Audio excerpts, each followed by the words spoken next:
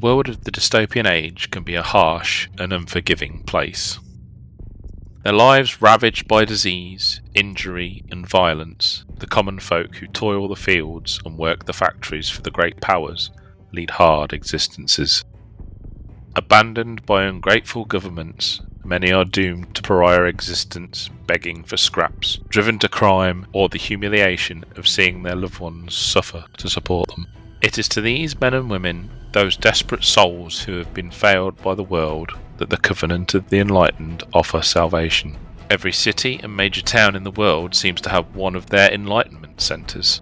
Covenant clinics, churches of compassion, salvation hospitals, whatever their regional name, these buildings are well served by helpful and caring staff who offer the gift of new and meaningful life to any who are in such need. To those who accept the invitation to enter these sanctuaries, they find an honest invitation to give service to more grateful masters, the chance to see their families lifted of the burden of supporting them. To those unfortunates stricken with injury, the Enlightened offer augmentation to restore some semblance of their former selves. The misery of their past lives can be cast off, and a future awaits them as a citizen, a valued contributor to the worthy purpose of the Covenant of the Enlightened.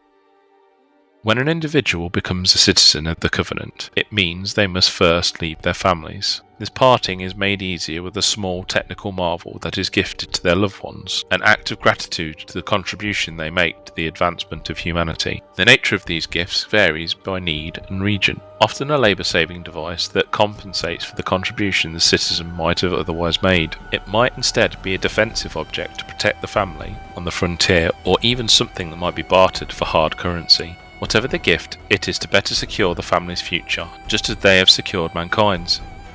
With their old life at an end, the citizen is brought to one of the Enlightened's vast Promethean complexes to undertake an apprenticeship in some aspect of the work of the Covenant that is assessed to suit their aptitude.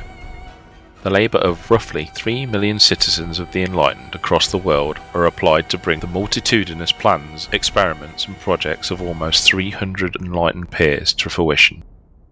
Life as a citizen is both humbling and rewarding. While notions of aesthetic beauty, personal property, and even individuality are largely secondary to the work, each citizen instead draws strength and confidence that they are part of a greater whole. None in the dystopian age, save for the citizens of the Enlightened and their peer overseers, understand what it is to truly change that world. The sacrifice and hardships of today will bring about an enlightened future for all of humanity, and without their citizens, none of this would be possible.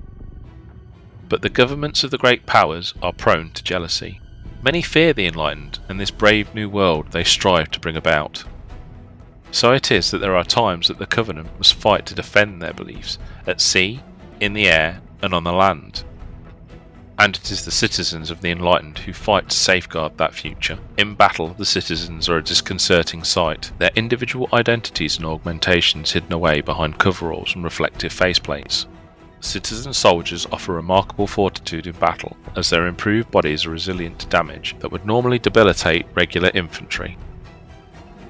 Furthermore, their helmets provide specific battlefield information, restricting their aural and visual receivers from elements that are superfluous or distract from objectives their officers have identified.